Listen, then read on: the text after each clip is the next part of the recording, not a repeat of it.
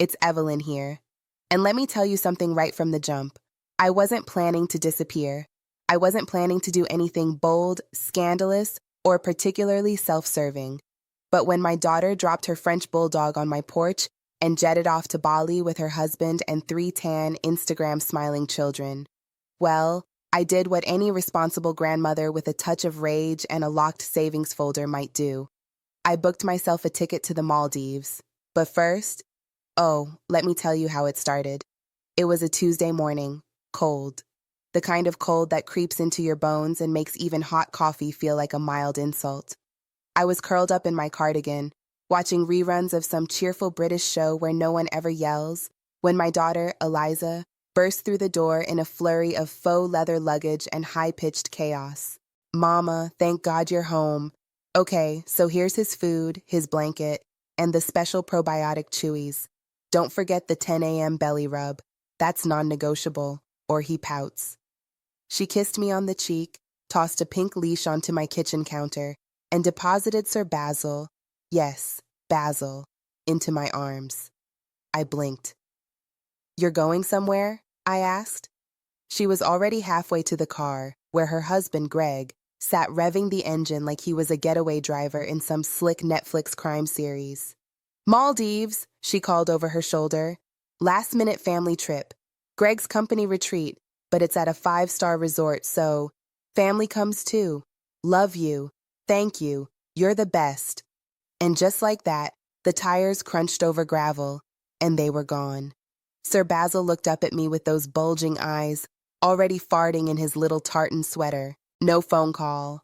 No, "Are you up for this, Mom?" Just a dump and run. Not even a house key copy. Not that she needed one, since she still had a spare for my place, though I haven't used hers in years. I stood there in my kitchen, still holding the leash, the dog, and the silence. I put Sir Basil down, watched him wobble to my couch like he owned it, and I poured myself a stronger cup of coffee. My hands were shaking, and not from age. You see, it wasn't about the dog. Not really. It was about the years, the pattern, of being asked only when they needed something, of being useful, not loved, of being convenient, babysitter, bill payer, gift giver, keeper of the calendar, maker of casseroles, but never invited to the dinner table unless a seat needed filling. Not once had I been offered that Maldives resort, and for years, I let it slide. This time, something snapped. I pulled out the blue spiral notebook from the drawer next to my tea tin. That's where I keep my travel wish list. A silly thing, really, filled with magazine clippings and destinations scribbled in cursive from my daydreaming nights. I hadn't looked at it since 2013, Maldives. It was the first entry, written after George died, when I started imagining all the places I'd never seen, places I thought maybe one day Eliza and I would visit together. She had been too busy, always. Well, now so was I. I went online, I found a room, and I booked it. Not the budget one, not the modest one, the overwater bungalow with the little ladder that drops into the blue, and I packed my bag. Sir Basil came with me. He had no choice. At the airport, the woman at the ticket counter blinked when I told her my name and handed over my passport. "Going alone, Miss Holloway?" "Yes," I said. "I'm treating myself." Her smile widened. "About time." I couldn't have agreed more. That was the beginning, my dear. That exact moment. The moment I decided I was done waiting for permission. Oh, but you'll want to hear what happened once I got there. The water, the man in the linen suit, and the surprise I found in my suitcase. Shall I go on? Now you're really in it with me, and I'm glad. Because, honey, what happened next wasn't just about the sea or the sun. It was about waking up in my own skin again, something I hadn't felt in decades. The flight to Malay was long and lurching. Sir Basil snored like an old lawnmower in his little carrier at my feet, blissfully unaware of the seismic shift occurring in his caretaker's soul. By the time we touched down and took the seaplane to the resort, the air had changed. It smelled like salt and orchids and, I swear this is true, possibility. And there, waiting at the dock, was a young man with a clipboard, a white polo shirt, and the kind of sun-kissed smile that made me feel, for just a moment, not like someone's grandmother, but like a woman arriving somewhere important. "Ms. Evelyn Holloway?" he asked, peering at his list. I straightened my back. "That's me." "Right this way. We have your villa ready. It's our premier lagoon view." Well, of course it was. I had booked it myself, not with coupons, not with approval from my family, not with a senior discount because someone pitied me.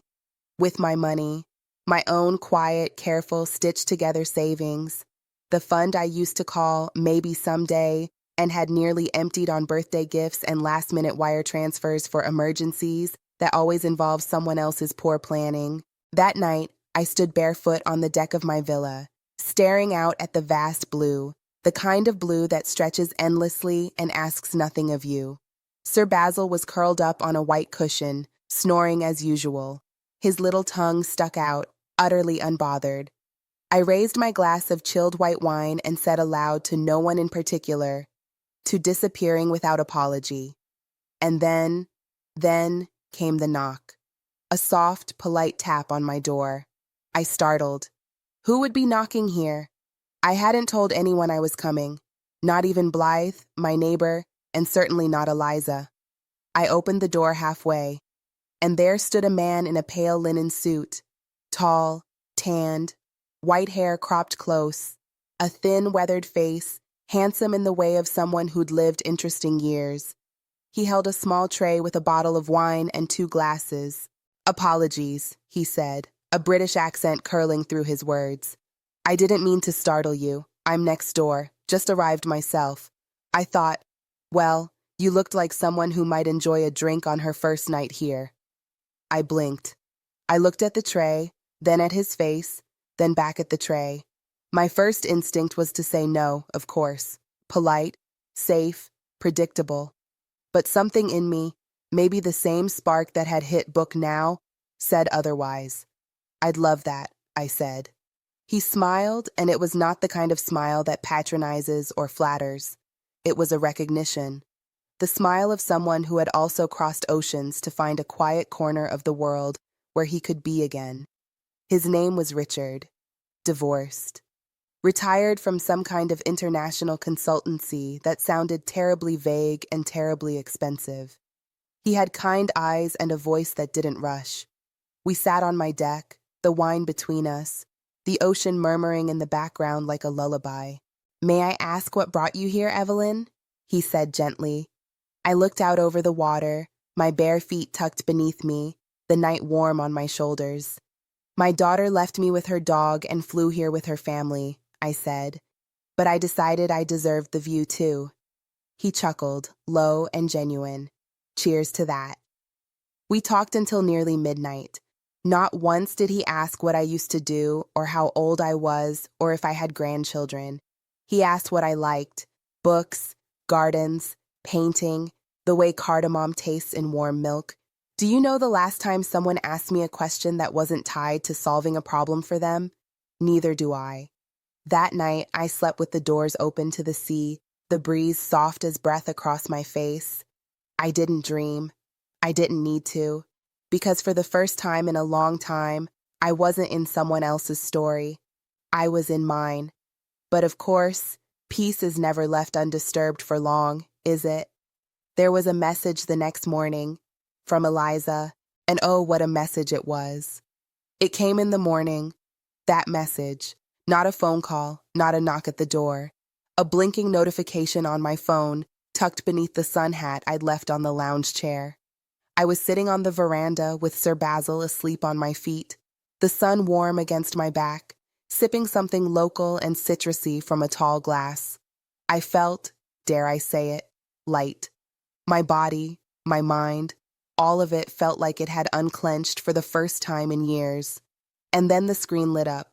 Eliza, 2 missed calls, 1 message. I stared at it.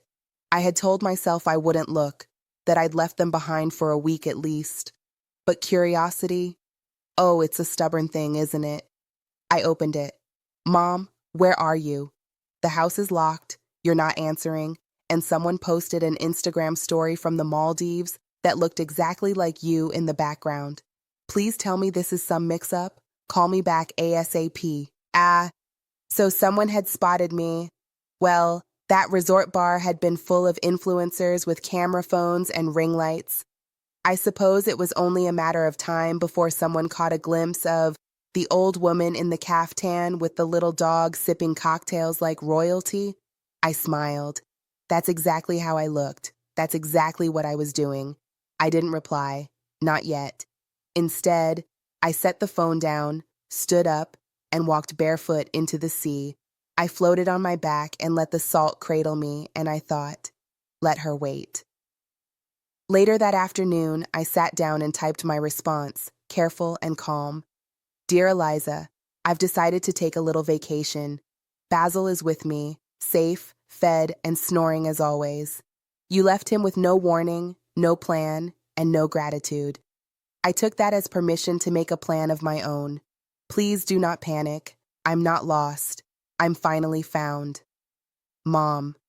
I added a photo of my feet in the water, just my toes, painted coral pink. I never paint my toes, but I had this morning, just because. There was no reply for hours.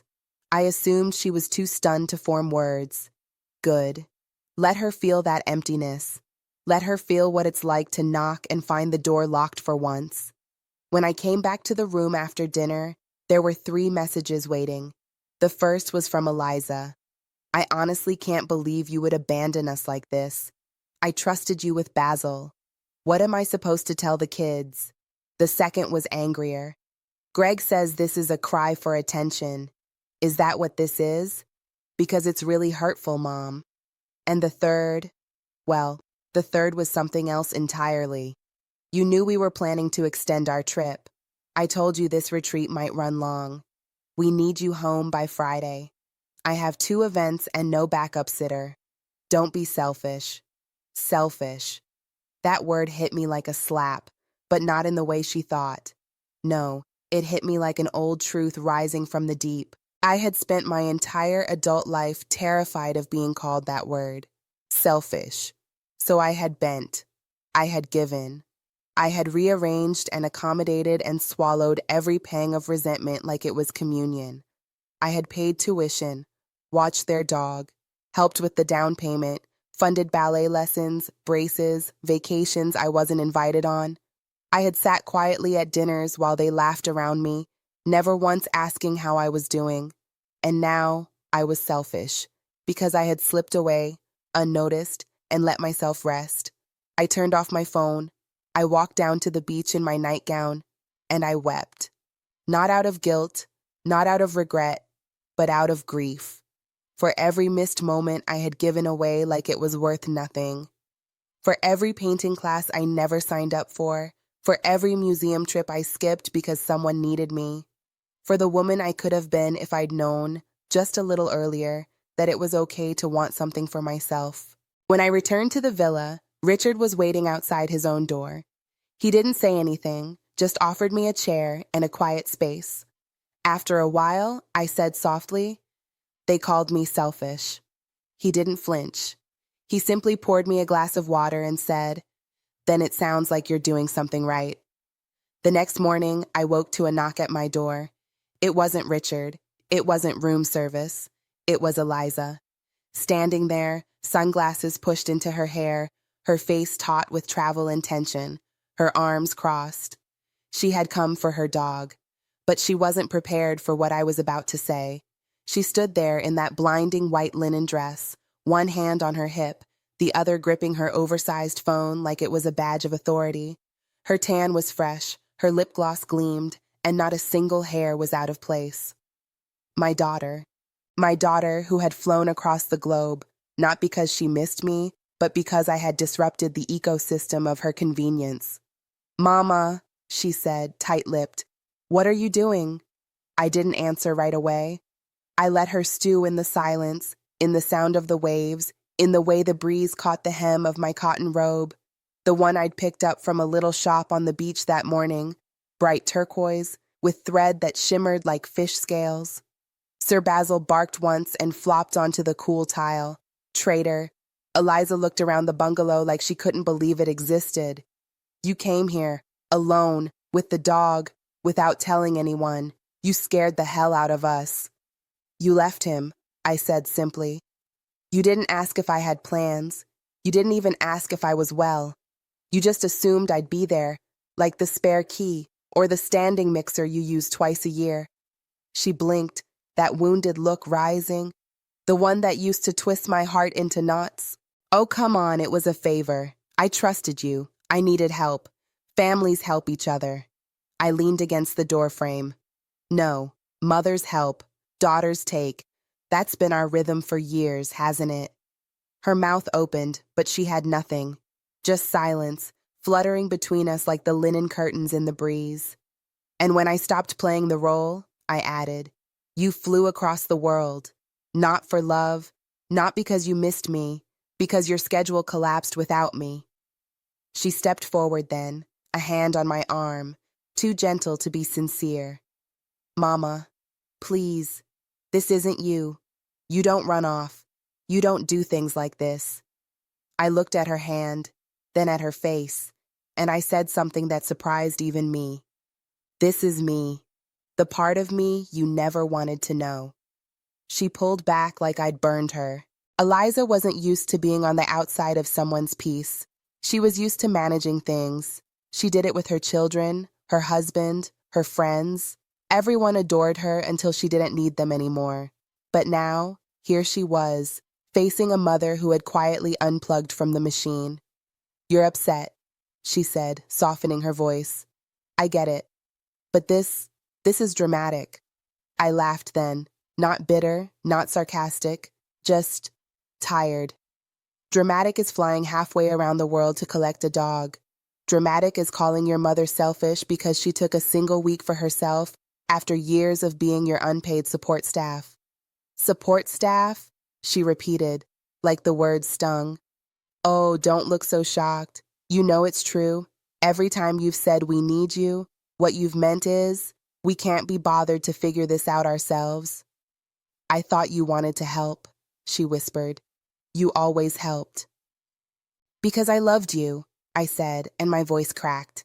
And because I believed, foolishly, that if I gave enough, you'd eventually see me as more than just the emergency contact on your life.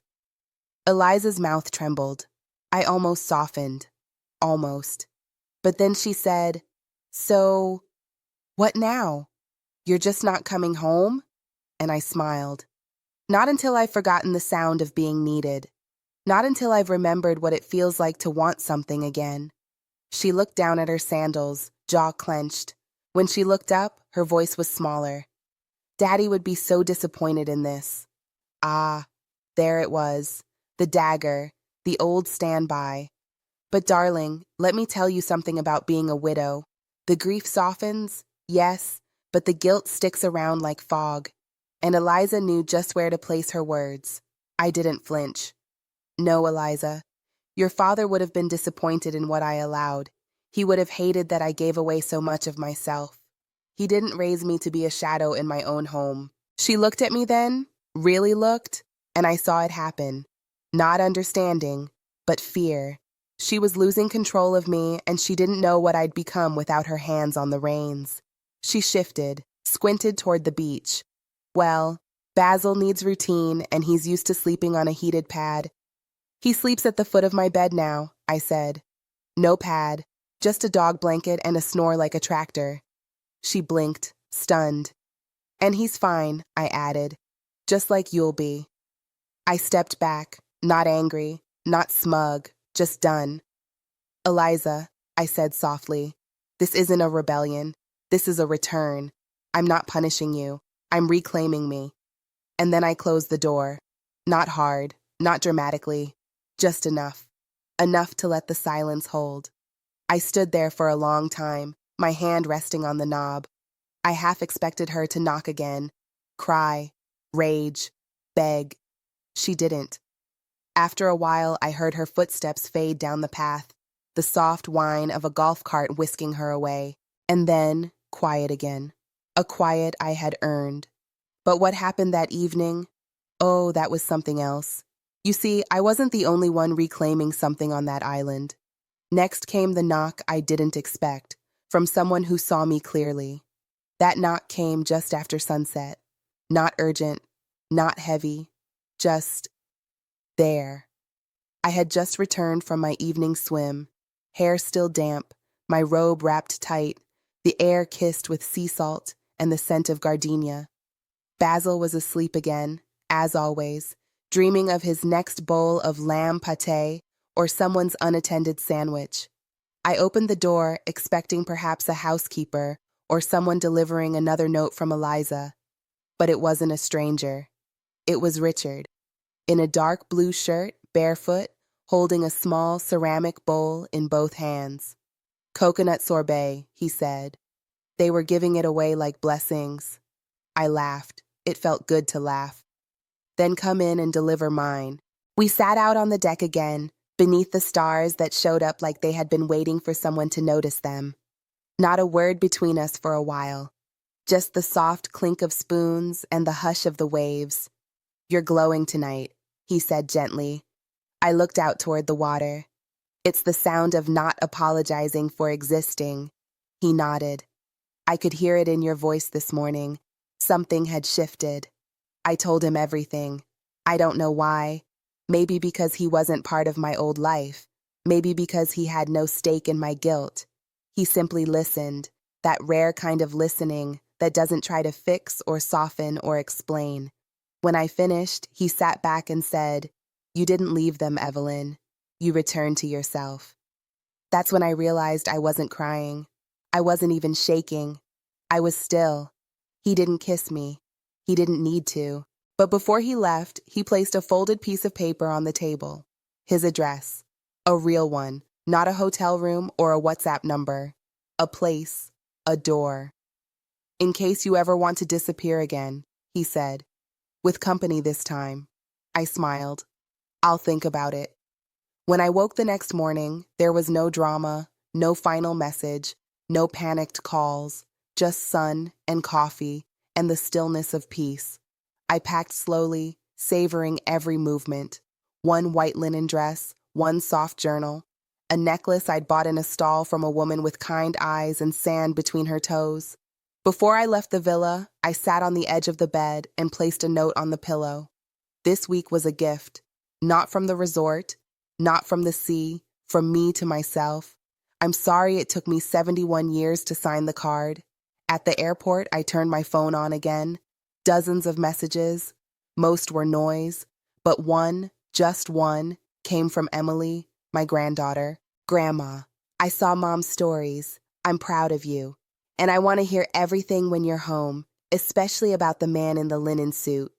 I smiled so hard my cheeks ached. That was all I needed. I flew home a different woman. Not changed, really. Just remembered. Remembered who I was before the giving wore me thin. And when I walked into my quiet little house, Basil curled up on the couch without complaint. I unpacked slowly, poured myself a glass of wine, and opened the small blue travel journal I hadn't touched since before George passed. I didn't write a destination this time. I wrote this: I am not a placeholder. I am not a duty. I am not the background character in someone else's glossy life. I am a woman with the right to rest, to joy, to silence, and to beauty. And I'm just getting started.